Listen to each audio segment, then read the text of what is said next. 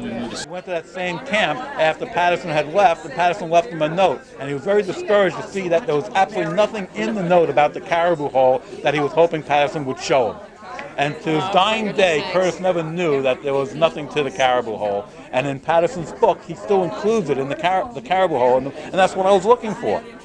So you went up with the same expectations in mind. And the pilot who took me in and others who I met up there, including Don Turner. Turner's wrote another nice book called Nahanni.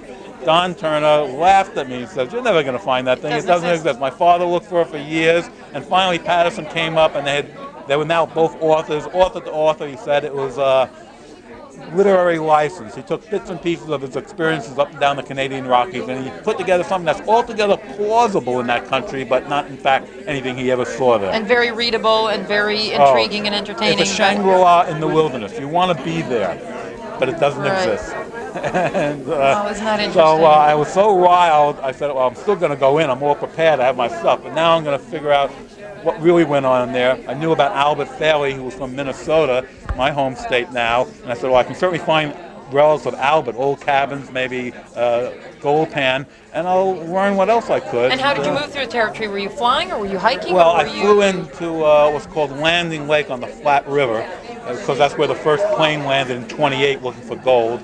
And I paddled down the flat onto the main part of the river where I'd been before. And when I got to Fort Simpson down on the where the yard hits the Mackenzie, old Gus Kraus was still living, and Gus filled me with stories. He had my head spinning with a throbbing headache. He was like a nail driver with his stories, and I just got more and more drawn in. And I visited archives here and National Archives in Ottawa, wrote letters to a lot of people who had souvenirs and photos, and slowly the story's been coming together like a puzzle.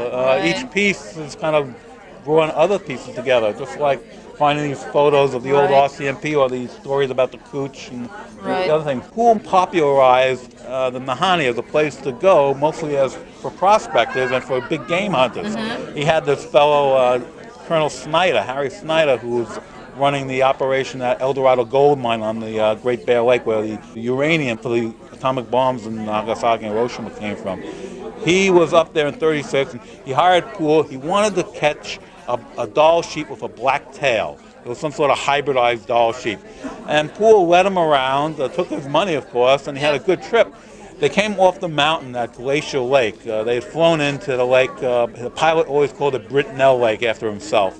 And they come down from the hunt. I don't know if they found their black-tailed Dall sheep, but Colonel Snyder was hot, and he looked at the lake and said how attractive the lake looks. It really looks like a great place to take a swim to wash off. And Poole suggested it was a good idea, that you'd be very refreshed, and the best way to get into a lake like this is to just strip down and jump in.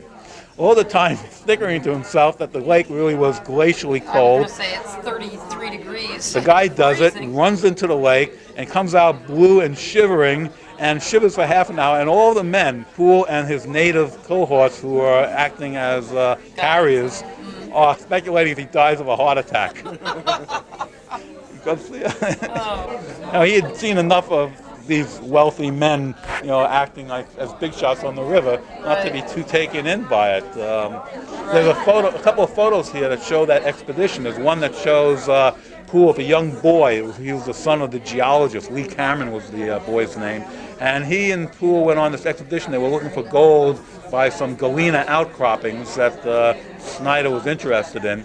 And the dog got out on a narrow ledge and got frightened about turning around. And so Poole just calmly walked out on the ledge, picked the dog up, and backed off the ledge with the dog. Wow. It's just, things that you learn up there to be comfortable with. Poole was always comfortable in the country. He was casual about things, and that's what kept him going, enabled him to survive year after year. His ease in the wilderness and his ease with other people who helped him and he helped them. Poole draws other people to him, natives and whites. Loved to tell stories. It's not that he was really looking for publicity. He just loved to be with people and loved to hear what they had to say. And he was one of many people in that country that had the skills to survive. But more than most, he was gregarious. Most were interested in being off on their own. Right. Some would get bushed and go crazy, but not someone like Poole. But he just wanted to be out in that country. With the the good and the bad that he suffered through, these were men who wanted to be king. It was their country. It was only the outsiders who looked on the country as sort of a vacation holiday that disregarded the people in their efforts, like R.M. Patterson and Colonel Snyder, Fenley Hunter, the American who named Virginia Falls after his daughter. They never could understand the attitudes of the native people, how lazy they seemed to be in the summertime, which was their only break that they had. In the winter, they were, just searching for a root to eat or something. The summers was a time to relax and take it easy in the sun. But the Americans and the other wealthy men wanted to have their holiday, so they hired these people. The money was hard to come by. Worked them into the ground at their Well, break. that's right. They wanted to have what was available to them, and they all, for what they did record the country and bring back stories, because the country itself didn't lend itself to paper and pencil and photographs. So what they brought back of the country is what remains, and stories of Poole, the encapsulations of what was happening at a particular time, which has enabled me to piece together the story bit by bit. Interesting. Very interesting work. Thank you very much. Thank you for coming. Take care. And, Thank you. we appreciate your forces showing up.